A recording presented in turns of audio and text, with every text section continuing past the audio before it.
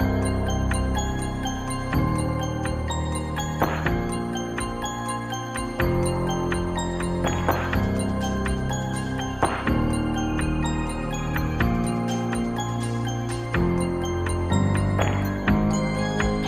people and welcome back to Scottish and Scared. I'm Stefanie, and before we get into it, if you guys listening have ever had any strange or unusual experiences, or you have any requests for future episodes, please email them over to us at scottishandscared@gmail.com. You can also follow us on Instagram at scottishandscaredpod, and if you wouldn't mind, please rate, review and share wherever you may be listening. It really does help us, guys. Thank you so much. So, firstly, I would like to say, if you can hear a loud thumping noise in the background, it is my neighbours. For some reason, they are completely silent the whole day until I come into this room, and then it's like they're moving shit about. I don't know what they're doing, but I do apologise if you can hear them banging about in the background. Secondly, if you hear me slurping on my tea, I do apologise for that as well. It is absolutely freezing in this room, so I thought I would make myself a nice little cup of tea to warm me up. I hope everyone's had a nice week and weekend and everyone's looking forward to Christmas. I don't particularly like Christmas, but for some reason this year I am kind of looking forward to it. I think it's because I've been locked in the house since March, so that's kind of why, I think. We have our Christmas bubble, so we have our 8 people in our little Christmas bubble for Christmas Day, and we are going to be making cocktails and playing drinking games, so that sounds like a really, really good Christmas to me. Not much has been on this week for me, guys. I have been helping family members do some DIY, doing some painting, housework. I have visited my nephews quite a bit, which is making me feel a lot better, perking my spirits up a bit. And that's about the extent of it, guys. So without further ado, let's get in to the episode. So as we know, Scotland has a particularly bloody history when it comes to the witch trials. I have done an episode specifically centred around the witch trials that took place here in Scotland, so if you're interested in that, please go check that out. But today's episode will be focused specifically on the witches of Pollok House and maybe some of the ghost stories that go along with it. This event took place in 1677 in Pollok, which is in the south side here in Glasgow, more specifically within Pollok House, which is located on a very large estate. This estate is so grand, it has been referred to as Scotland's Downton Abbey. Now, I have never actually seen Downton Abbey, nor do I want to, so I have no idea what that means, but I am assuming it means it's very grand and beautiful and regal. You are able to go visit Pollok House, and they do hold a lot of seasonal activities, such as candlelit tours, where they go through the different Christmas traditions that would have taken place there in Pollok House. They also have a few events for children where they can bring their Christmas letters to be sent to Mrs. Claus. So very cheesy stuff, but again very heartwarming at the same time. As some of you may know, as I just said, I'm not a big fan of Christmas, so the thought of carrying out any of these activities makes me slightly queasy. Although I think once I actually have children, Christmas might change a little bit for me, because I actually have to be like in the spirit and buying gifts and stuff. So maybe when I have children that'll change, but right now I'm not about it. The estate was the home of the Maxwell family and was owned by Sir George Maxwell, who would sometimes go by Laird or Lord. He inherited the home by a relative, as he was the only living relative who was male, and in those days, if you were a woman, you could not inherit land, etc.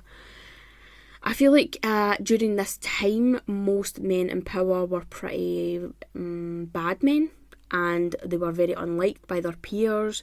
Most of the men that I have spoken about on this podcast during these kind of times, they're just not very liked. They're very mean, vile, violent. There's not a lot of good men.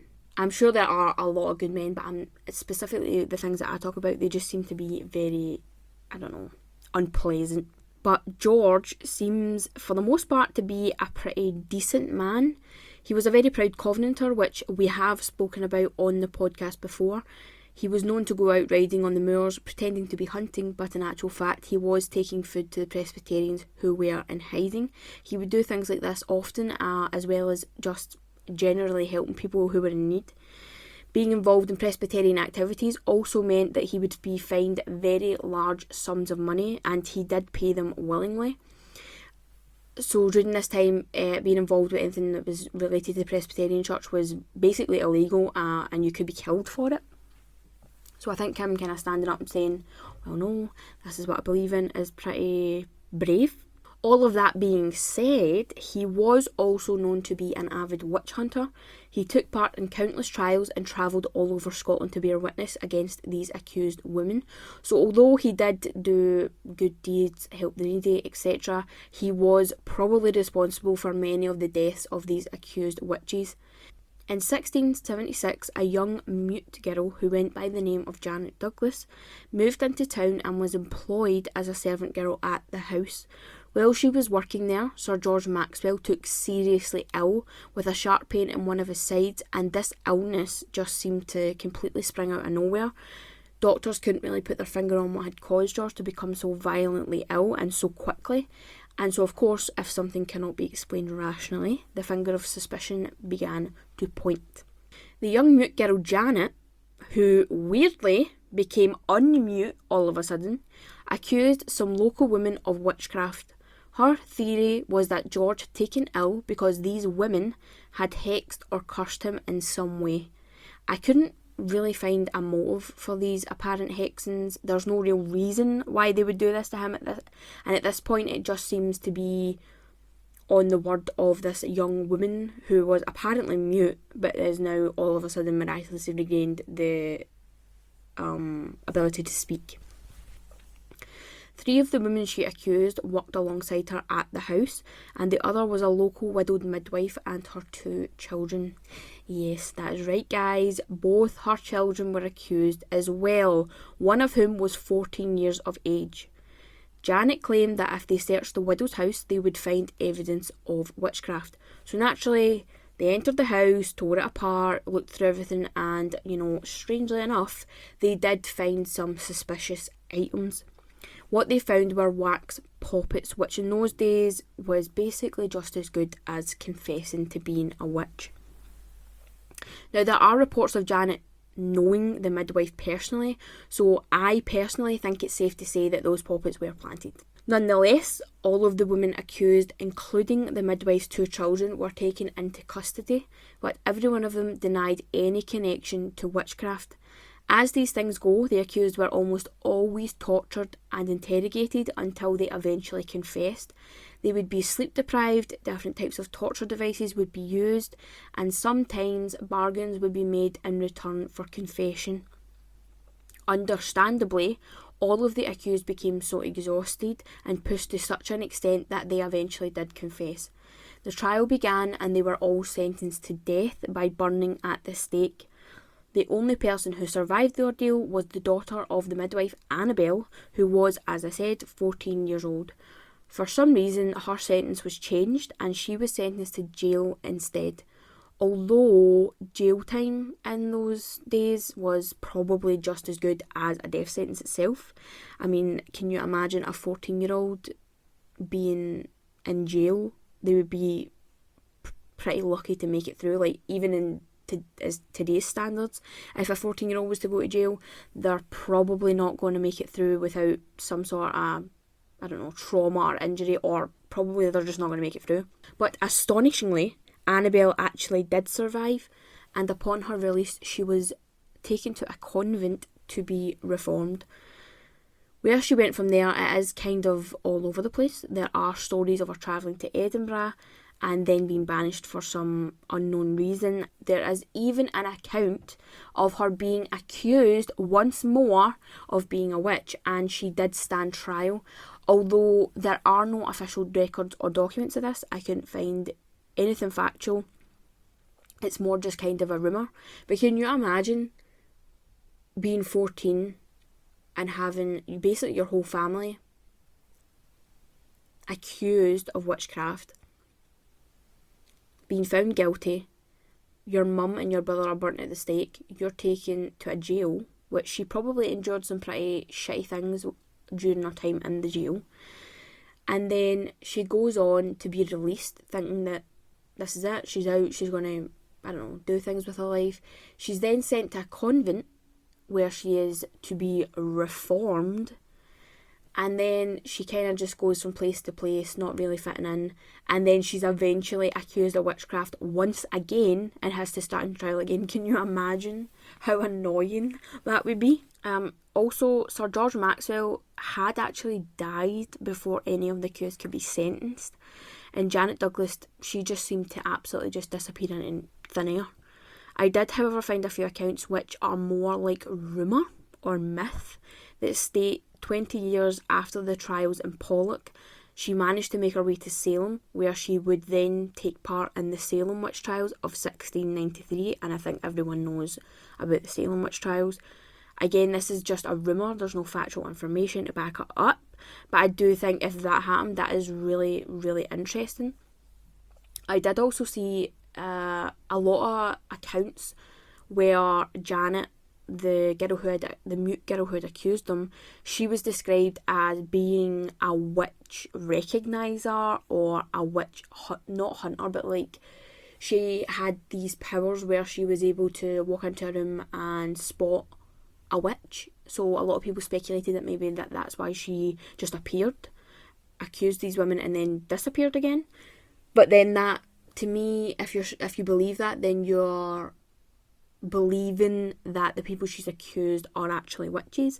And I think I said this in my episode on Scottish witch trials. I personally don't believe that any of these people that were executed and burnt at the stake were witches. I think it's just based on suspicion. There's probably a lot of, this neighbour doesn't like that neighbour, so they're just going to accuse them of being a witch. This person doesn't like how this girl looks at her husband, so she's just going to accuse her of being a witch. There's a lot of he said, she said going on.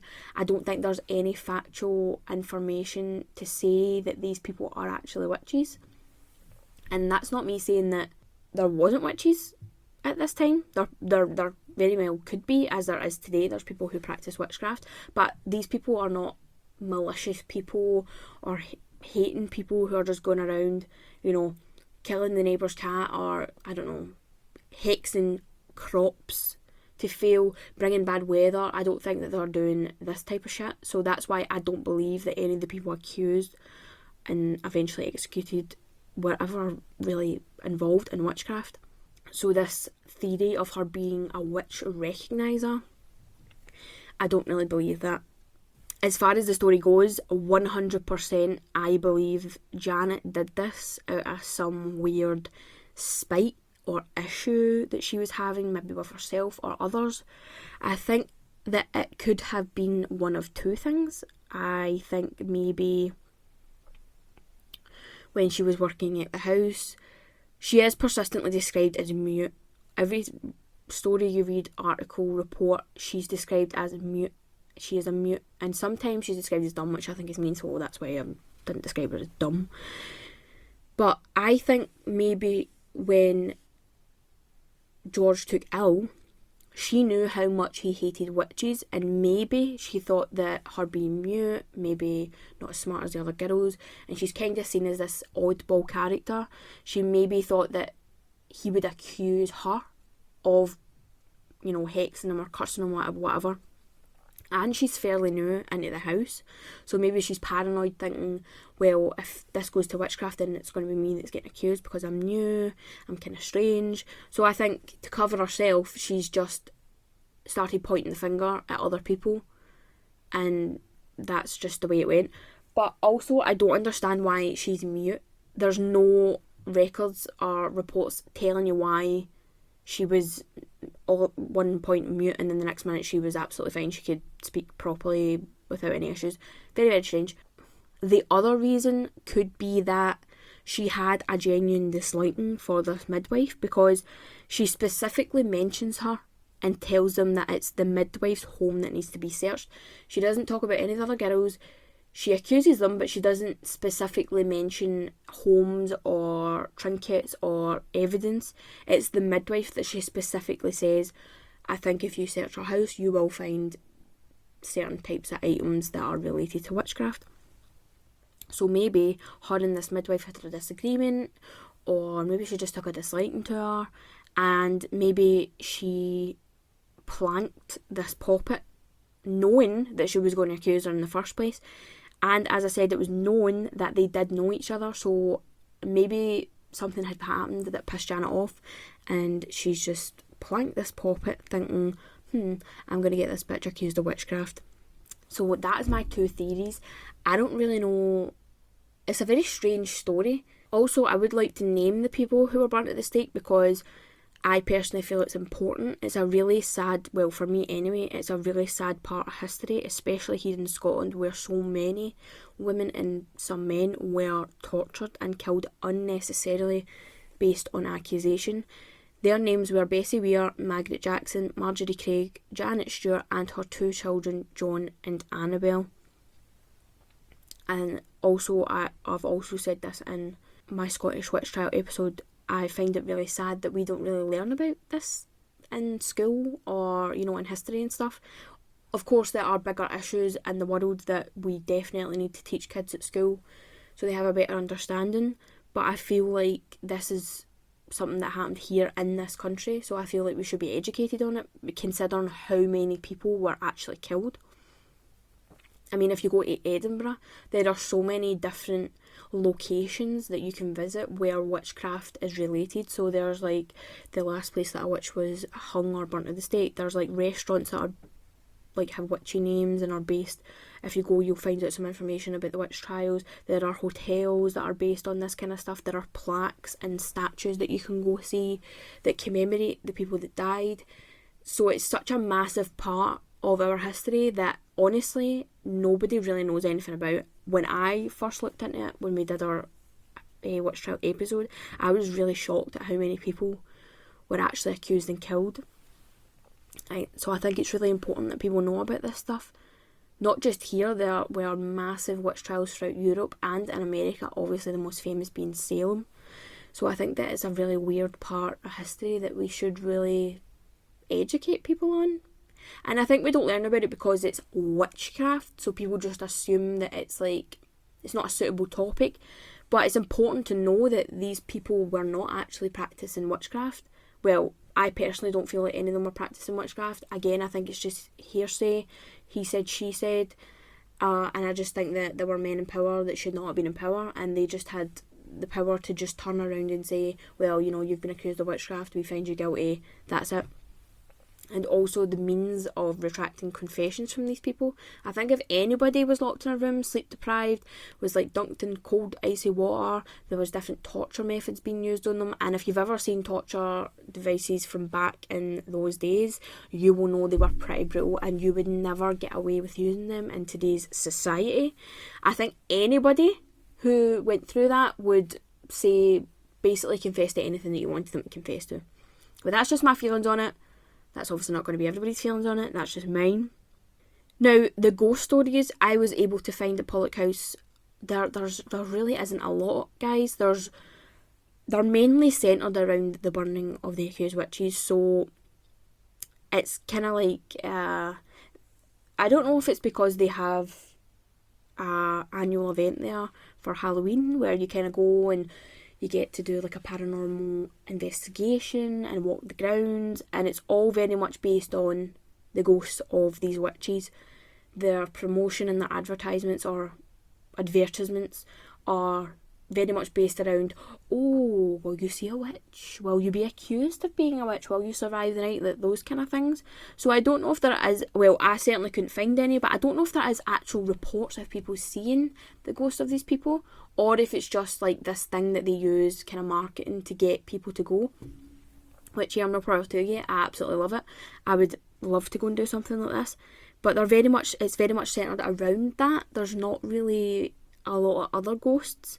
But I did find a few reports of people claiming to have seen a large black dog on the property with big red piercing eyes, who just kind of appears, scares the shit out of people, and then disappears. I absolutely love that. I hope it's true. But that is pretty much the only thing that I could find as far as ghost stories goes. I mean, Pollok House is big, but it's not that big. And it was mainly only one family that lived in it, so maybe that's why there's not as many ghost stories as some of the castles I spoke about, because there has been different generations of families, murders, all that kind of stuff. This is more just based on the story of these accused witches. But that is everything that I have on Pollok House. If you ever get the chance, as I always say, please visit it. It is a stunning ground. It's a stunning house. The gardens are beautiful. They do have a lot of seasonal activities. They do have lots of things to do for kids. So it would be a really nice drive and a really nice visit. But before I go, I would like to say that this episode is pretty short. I did do a lot of thorough looking into this, and this is all I could find. I did try to look into Janet's backstory to see if she had maybe been in another village and done this and then moved on, etc, etc, but there's absolutely nothing. It's just this one story, and a lot of it is speculation regarding what happened to them afterwards. But while I was researching this, my cousin, who was with me at the time, she was kind of asking, what is it about, blah blah blah, and I told her it's about witches, and she was like, oh, my great whatever it is grandma was actually accused of witchcraft, and she's quite famous in Fife. And I'm just sitting there like, you have waited this entire time to tell me that you have a relative who was actually accused of witchcraft. And she was like, well, yeah, I just didn't think it was important. So we sat down and looked into her story, and it is so fascinating, and she's actually quite famous in Fife. So I think that it would be a really good idea to sit down, talk about her story, go through her life, go through the things that she went through when she was accused, and how that eventually ended up for her. I think that would be really interesting, and I'm really interested to look into it because she is not directly connected to me, but she is connected to someone in my family, and I think that's really good, and I think that's really interesting. So that's what we're going to do Wednesday, guys. I'm going to write out her whole story, make sure I can get as much information as possible into it, make sure I do her justice, and come and tell you her story, what happened to her, what happened when she was accused, and eventually what happened to her after the trial. So if that is something that you guys would like to listen to, then please tune in on Wednesday and let me know your guys' thoughts. That is everything I have for you on Pollok House. I hope everyone has a good week, and I will see you guys on Wednesday. Bye, guys.